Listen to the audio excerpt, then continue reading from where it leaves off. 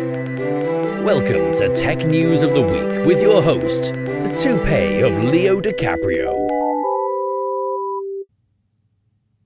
What? Where's the toupee? I thought we... No? Oh, okay. Hi, everyone. I'm Ned Bellabance, filling in for Leo's toupee. Apparently, the toupee turned 30 and had to be discarded. I don't know. Let's dig into the tech news of the week, shall we? AWS changes to billing and cost management permissions taking effect both yesterday and also in July. Okay. In July, AWS will be retiring some IAM permissions for access control in the AWS Billing and Cost Management console. Overall, these fine-grained controls are going to be a benefit to administrators looking to minimize unnecessary permissions in the console.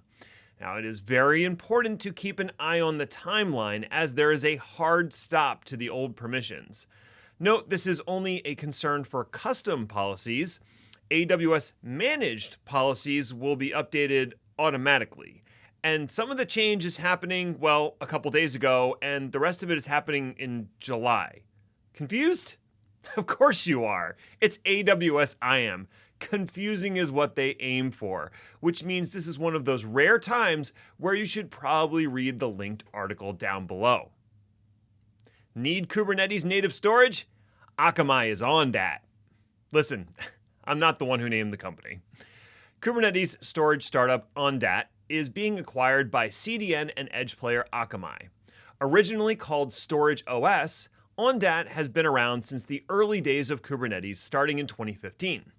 Deployed directly on a Kubernetes cluster, their solution abstracts physical storage into persistent volumes used by the pods. Akamai scooped up Philadelphia-based cloud provider Linode back in February of 2022, and they plan to use Ondat as the storage behind Linode's Kubernetes managed service. Congrats to the Ondat team. Apparently changing your name actually helps. Elon Musk chooses not to pay his AWS bill. Hilarity ensues. Elon Musk, that bastion of fiscal integrity, has chosen yet another controversial cost-saving strategy, this time not paying his AWS bill. Twitter signed a 5-year contract with AWS in 2020. Note, that was 3 years ago, so they have 2 years to go on the contract, intending to move a significant amount of their self-hosted services to AWS. While they were partially successful, a lot of those migrations never happened for reasons. Musk, in his infinite wisdom, decided he wasn't going to pay the bill for unused capacity. That's not how contracts work. AWS has retaliated by not paying their bill to Twitter for AWS and Amazon Studios ads. They've also indicated zero interest in renegotiating Twitter's contract. Why would they? Knowing that thanks to Musk, Twitter doesn't have the engineering resources to migrate their infrastructure off of AWS. For now, Twitter is $70 million behind on payments. You know, it's all fun and games until AWS turns off Twitter, which now they can. Software providers may be held liable for bad cybersecurity. Hear that? That's the sound of lobbyists getting paid.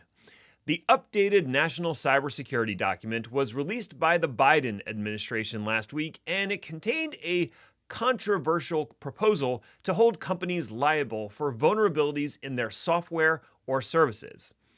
Now, controversial really only to vendors who make shitty, vulnerability-riddled software major industries rely on. Imagine a software vendor was a company that produces physical goods, say a catheter manufacturer, and their shoddy workmanship led to viral infections in 1 out of every 10 catheterized patients. Should they be held liable for their piss-poor quality assurance standards and the damage caused by their negligence? Yeah, they probably should.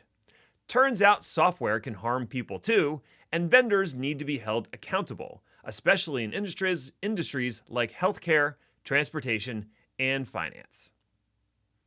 Attack vector for major LastPass breach identified as an unpatched Plex server? LastPass's reputation for security and data stewardship has been through the ringer over the past 18 months with a slew of security incidents. The most recent of which was explained over a series of increasingly defensive press releases. LastPass explained what had happened. The attack vector was a keylogger installed on, quote, an earlier unpatched version of Plex Media Server on a LastPass DevOps engineer's home computer, end quote. LastPass then low-key tried to blame Plex, who responded saying that the CVE in question was from 2020, was resolved the same day it was announced, and was patched roughly 75 versions ago. Ouch. This whole debacle shows the cavalier attitude LastPass's staff had to security and might just be what finally sinks them if anyone outside the tech world actually cared. That'll do it for this episode of Tech News of the Week. If you'd like this and more fine stories delivered into your ear canal, listen to the Chaos Lever podcast. Or you can sign up for our newsletter and try this newfangled reading trend that's taking the country by storm. Thanks again for watching. Ta-ta for now.